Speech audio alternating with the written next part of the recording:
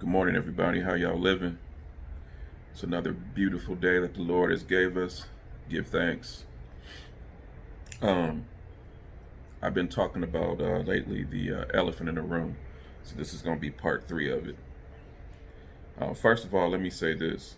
Um, first of all, let me say this. Make sure you hit the like. Make sure that you share the video. Um, Leave comments. You know, whatever, what have you. Part 2 is the reason why I do what I do right now is because my generation was the reason why, when I look at society today, the way things are right now. And so, I talk about accountability. So I have to hold myself accountable. And I have to realize that I made a bunch of bad choices. I hustled in the streets, um, which was my choice because I felt, because of my environment, that was my exit. That was my way out. And so I heard a lot of people in different families, including mine at the end, when everything caught up with me. Um, because that's what happens, man. You hurt in other families, and then eventually, um, if you don't retire out of it successfully, then you end up hurting your own family. So it's, I do my due diligence because I'm a part of the generation of why our society is torn the way it is right now. Um, so I feel responsible to lend a helping hand to right my wrongs. And this is a way to right my wrongs, is to be responsible, be accountable, and try to fix it. And you know what? It's not easy to fix it, but if you're the one that started, you better try to do your best to make it right. So that's why I'm dealing with these subjects at hand, because there is a huge elephant in the room. Now, one might ask, well, how can an elephant get into a room? And that's a good question. And I would just say that you're right, because, you know, obviously you can't bring the size of an elephant through uh, a normal door, a 6-foot door. So, everything starts off small, and it, you know, it gets fed little by little by little, and because that's the way you make, nowadays, you make people accept things. You feed them little by little. Because, see, if they forced everything up on you, think about it, like everything that's going on. Like, have they tried to force everything on us at one time? Like, okay, yeah, we want to introduce the digital dollar. We want to make same sex marriage legal. We want to, you know, um, fund the Planned Parenthood. We want to um, become a socialist country now. Communist. We want to. It's cool to be a Marxist now. It's cool to, you know, um, all of it. If they try to push all that on us at once, one world order, all of it. If they try to push that on us at one time, man, we would have just, dejected the motion in the beginning. We would have never wanted any parts to do with it. So what did they do?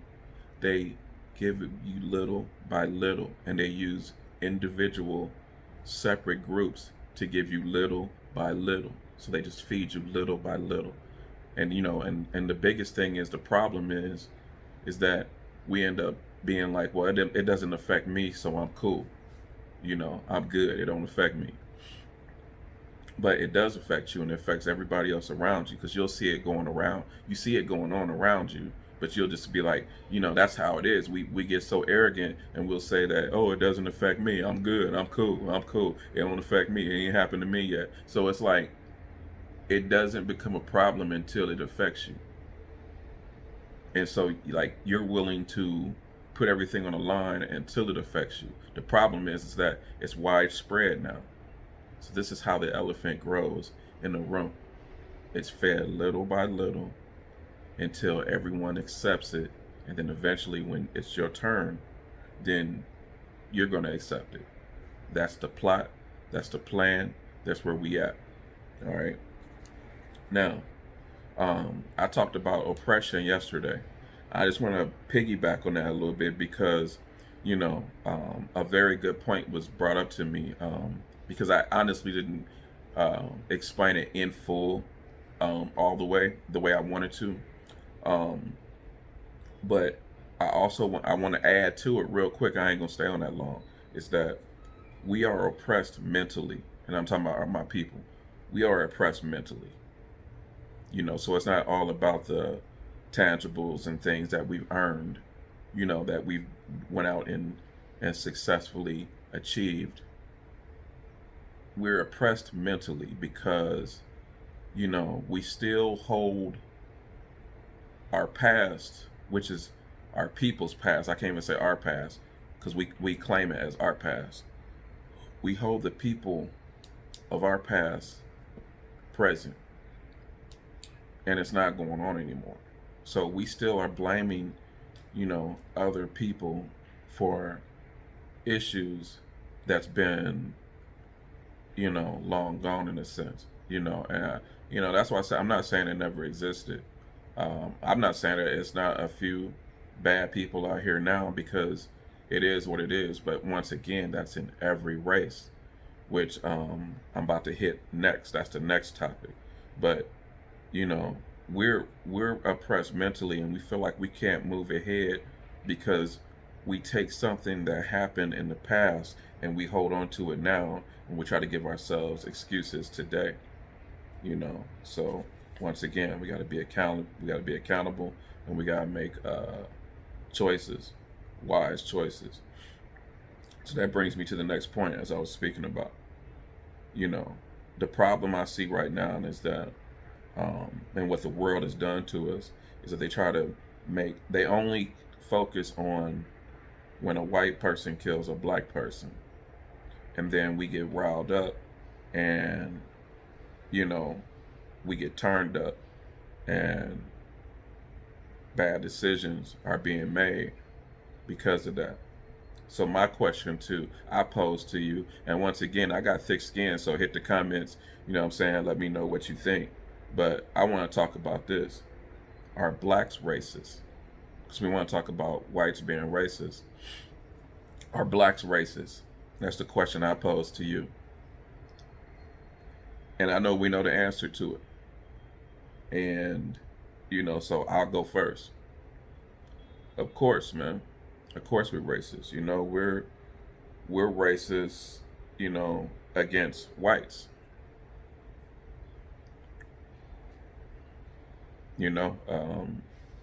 Because, I can personally vouch because, a lot of times in the black household, we've been taught that, oh, the white man is this and he's that and this and that. And it's like, I sit there and I think about what I have been told in the past, and then I have to think on another end of it. I'm like, you know what? Like, growing up, I've had my fair share of some ignorance, but I know I got a lot of white friends, and I appreciate my white friends because they don't try to be something that they're not. They proud of who they are. And what I mean by that is like they're not trying to be like another culture. They ain't trying to be black. They ain't trying to be nothing else. Like they cool with being who they are, who God made them to be. And I love the authenticity, them being authentic to themselves, and being real with themselves, and that's the attraction. And I'm gonna go off the limb and say this too, because then we've heard that from our own families, but then when you get out here later, and then now you're being influenced by celebrities and different people and politicians, and because now Democrats are telling you, oh, Republicans are racist and this and that. You know what I'm saying? It's like, so now there's a feeding of your brain that people are telling you that groups are racist, right? which is crazy because then, I'm looking at the Democrats, they're calling people racist, like, Republicans racist and stuff like that, when they actually started the KKK. Like, it started from their party, and it still exists today in their party. And, a bunch of the evil we see right now comes from their party. A bunch of the going against God laws that we have is their party. They started it, they passed it. A lot of the, if you want to say that there was oppression, was started by their party, and we vote for their party. They don't even have to earn our vote. We just give it to them. So my point is that we've been told by others that, to not like particular people, right? We can like you if you're white and you're a Democrat, but we can't like you if you're white and you're Republican, which makes no sense. Especially when you look at people like now, like today, like Joe Biden, who has done the most racist things to our people. The dude made videos ranting about black people for like 5 minutes, calling us predators. And, he had one speech where, I give him credit, he was reading a paper, but like he was saying, the N word, but he didn't even say the N word. He said the word, and it's like, dude, like you could have had respect enough just to be like, and they said the N word, like he could have had respect enough to do that, but he said it proudly with passion. You know what I'm saying? Because it's like you could tell he wanted to do it. It is what it is. Like I'm, what I'm saying, it is what it is. So he did it. I did. So he's been with Robert Byrd. That was his man. That was his homie. Robert Byrd, the Grand Wizard of the KKK. That's his homie. There's pictures with him. So it's like it's proof with him. But then our people want to stand up with him anyway. So guess what? His tactic is to get. He knows that he's tarnished on that end, because a lot of blacks are like, you know what? Nah, I can't mess with him, because I'm seeing it right now. They're like, I can't mess with him. They may not like, they don't like Trump, but they don't want this dude neither. You know what I'm saying? And it's like, so he knows he has to get a black running mate as a vice president. He knows it. That's his tactic. And that's why I need my people to see. That's his tactic right now.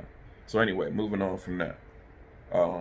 So we've been trained to, in a sense, to hate these people. Now, the crazy part is, because the celebrities and people that's telling us that, the white man is this and that and no good and this and that, that's who funded their career. That's how they got on.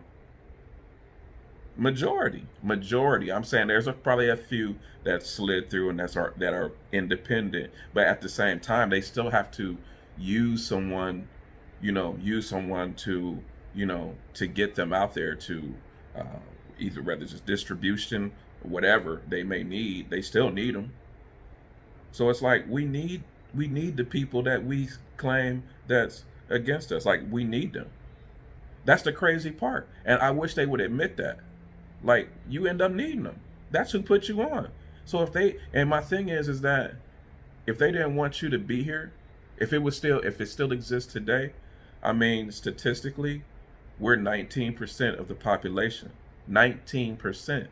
The last time I checked, I think they were like 80 or so, maybe even better, maybe even greater than that, maybe like in the upper 80s. And so I'm just like, dude, if they didn't want us to be here, it wouldn't be hard. We are way outnumbered. So I mean, the takeover would be easy. Easy. So,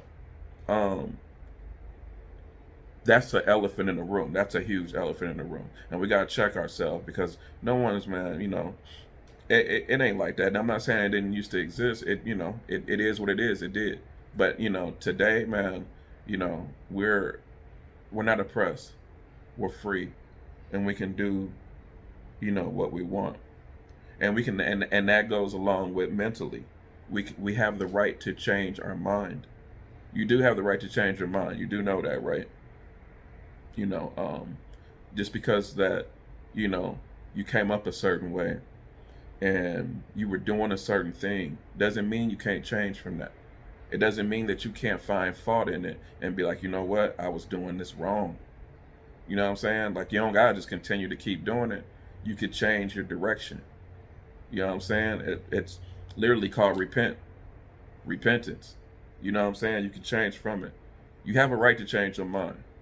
So, don't sulk in your pride and feel like you can't change your mind. So, we talked about that. And also blacks are racist against others. We talk about, um, you know, the Arabs come from the Middle East and they're more considered black and this and that. We against them because when we go to the liquor stores and the places they own, it's us against them. You know what I'm saying? And it may, and I know I come from Illinois, so we've witnessed a little bit of both. We witnessed, they don't respect us. They only want the dollar, and what I'm saying. But at the same time, it's like, well, you know, if you mention something that, you mention their skin and you mention that, oh yeah, that's they're black. You know what I'm saying? They're us. We quick to claim them, even though that we say, okay, we don't want to be bothered and this and that with them, or we don't mess with them. You know what I'm saying? We click to try to we quick to try to claim them at the same time. And we do that with everyone. You know what I'm saying? You know, the biggest thing is, and a really huge elephant in the room, is that we racist against each other. That's the real elephant in the room. All of it's real, but we're racist against each other, against other blacks. We know that. And see, this is why I'm bringing this up, because I want us to elevate and I want us to grow. These are the issues we have to deal with internally in order to heal and fix ourselves and to really get out here and make a real difference. At one point we were, racist towards Hispanics. You know what I'm saying? And then we're like, okay, yeah, we gotta move with them now, and we gotta, come together and this and that. And you know what? It's like we did come together, but then guess what? As of lately, I'll use the food company Goya. You know what I'm saying? They get attacked the way we get attacked. Because the mob trying to, attack them now. And you know what? It didn't work. It wasn't successful. And you know why? Because the difference between Hispanics and blacks is that they take care of their own. When they're being attacked, they unify.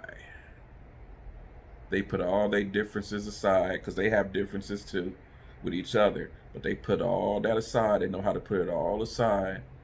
They come together for the one common goal, which is sticking together. And guess what happened? People were talking about boycott them and this and that. They actually grew stronger. Imagine that. Imagine that. They grew stronger. Imagine that. So imagine what we could do if we came together. All right. There's this phrase and there's this guy that I listen to. Shouts out to King Face.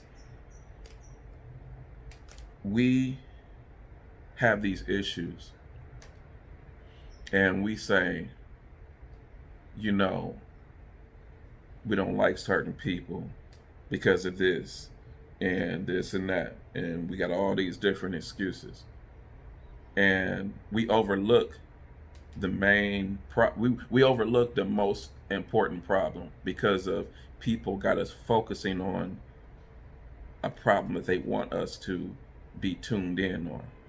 And so King Face asked this question. He was like, which is more important, a leak in my bathroom or the fire in the kitchen? And honestly, for my people, we've gotten to a level where we'll focus on the leak in the bathroom before we get ready to put the fire out in the kitchen. And it don't make no sense, because if there's a fire in your kitchen, then it's going to destroy the whole house. That leak can wait. That leak it could cause damage. Don't get me wrong.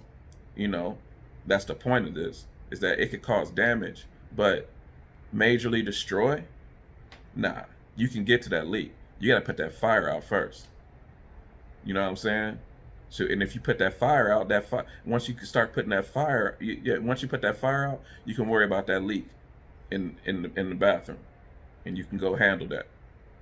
But we do the opposite. So we have to prioritize. We gotta get we gotta get things in order.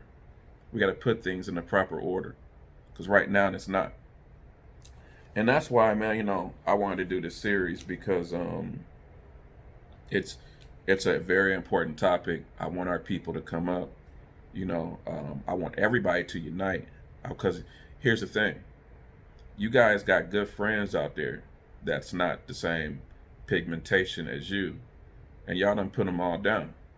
You know what I'm saying? You guys are helping make a problem worse because you're listening to someone who's telling you to continue doing, to continue to put more fire on top of the fire.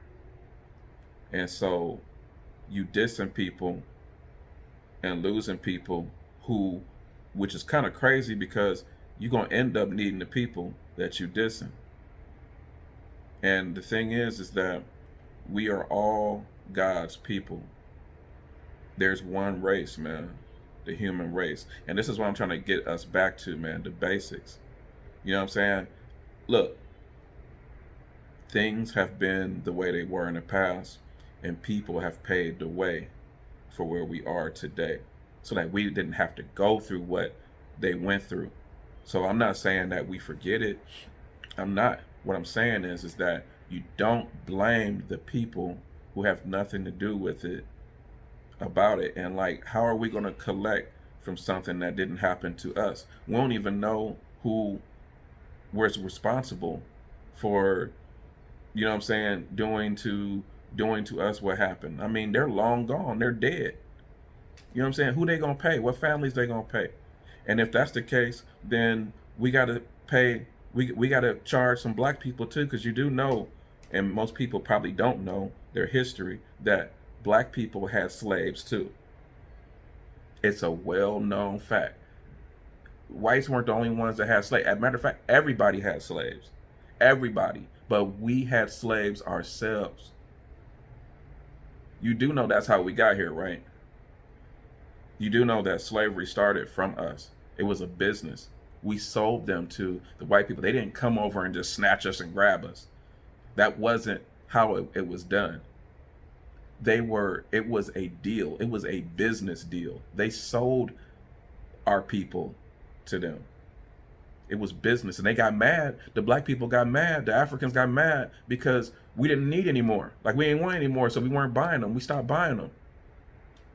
So they got upset because it was like, man, you messing with our money. Like, you was buying them, you was coming through, now you stop. So that's a little history for you. So anyway, man, like I said in the beginning, I told you why I'm doing this, man. I gotta right my wrongs. I gotta call what's wrong. And then, we gotta repair it. Because these are the end of the days. This is it. So, man, please, man, if this has impacted you or helped you any, like I said, hit the like, share the video, subscribe, put anything in the comments. You know what I'm saying? Build with me. Let's build together here. You know what I'm saying? So let's continue to build. I'll see y'all later, man. And thanks for listening to me. I love you all. In the name of Jesus, peace.